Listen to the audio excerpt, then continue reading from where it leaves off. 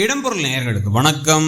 இன்னைக்கு பார்த்தீங்க அப்படின்னா இப்போ மகாநதி சீரியலை பொறுத்த வரைக்கும் இந்த சீரியலில் ஏற்கனவே காவேரி இந்த வீட்டை விட்டு போயிட்டாங்க அப்படிங்கிறத கிட்டத்தட்ட வெள்ளிக்கிழமை எபிசோடில் நம்ம காமிச்சாலும் என்ன எழுதி வச்சுருக்காங்க, எப்படி போனாங்க, என்ன காரணம் அப்படிங்கிறதெல்லாம் தெளிவாக நமக்கு சொல்லலை. அண்ட் எங்கே போனாங்க அப்படிங்கிறதையும் சொல்லலை. இப்போ இந்த சமயத்தில் எங்கே தான் போனாங்க காவேரி அப்படின்னு சொல்லிட்டு வீட்டிலே காணாமே அப்படின்ட்டு அங்கிட்டு இங்கிட்டு சுற்றிட்டு இருக்காரு. எதிர்த்தாப்புல டேபிளில் இருக்க லெட்டரை மட்டும் பார்க்கல விஜய். அங்கிட்டு இங்கிட்டு போய் எல்லாத்தையும் பார்த்து நம்ம ஏற்கனவே கெஸ் பண்ண மாதிரி அவங்க அந்த பெரிய லெட்டரில் எழுதி வச்சிருந்த முக்கியமான விஷயமே என்ன அப்படின்னு பார்த்தீங்க அப்படின்னா, இவர் எங்கேயுமே காணாம் அப்படின்னு சொல்லி தேடிட்டு திரும்பி வீட்டுக்கு அந்த லெட்டரை பார்க்கல. லெட்டரில் தான் அது என்ன எழுதியிருக்குன்னா, இப்போ பாருங்க, நான் இந்த வீட்டு நலனுக்காக ஒரு விஷயத்த பண்ணேன். ஆனால் அதை யாருமே புரிஞ்சுக்கல. எல்லாருமே என்ன எதுவும் சுயநலமாகவும் நான் வேணும்னே பண்ணங்கிறத மட்டும் தான் யோசிக்கிறாங்களே தவிர ஏன் பண்ணனு என் பக்கத்தில் இருக்க நியாயத்தை யாருமே யோசிக்கவும் இல்லை.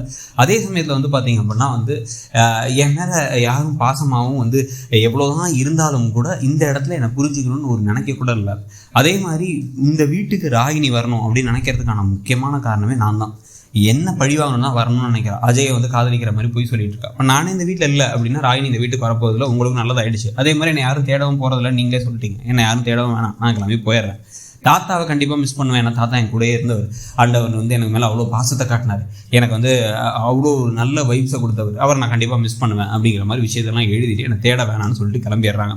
இப்போ இந்த விஷயத்த சொன்னதுக்கப்புறம் தாத்தா அப்படியே கட்டுப்பாயிட்டார். இந்த பக்கமும் அந்த பக்கமும் தேடி என்ன பண்ணுறதுன்னு புரியாமல் விஜய் என்ன பண்ணுறாரு அப்படின்னா இவங்க காவேரியுடைய அம்மாட்டே போய் கேட்குறாரு. அவங்க லைட்டாக கொஞ்சம் ஷாக் ஆகுறாங்க.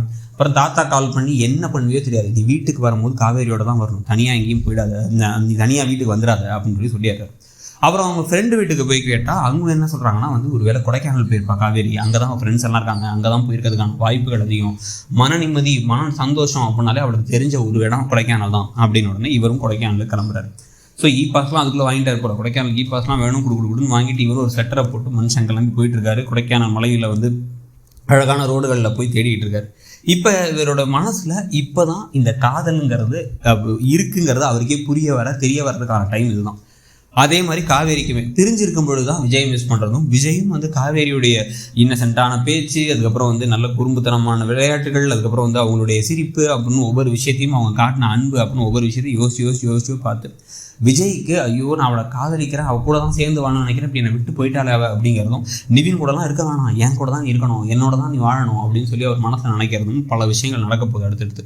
ஸோ இந்த தோணல்கள்லாம் வந்ததுக்கப்புறம் அவங்கள பார்க்கும் பொழுது அதை எப்படி ரியாக்ட் பண்ண போகிறார், டைரெக்டாக இதை சொல்லிட போகிறாரா, இல்லை இதை திருப்பி மனசுக்குள்ளே மறைச்சி வச்சுட்டு இழுத்துட்டே இருக்க போகிறாங்களா, எப்படி கூட்டுற போகிறாரு அப்படிங்கிறது தான் முக்கியமான திருப்பமாக அடுத்த கதையில் இருக்க போகுது.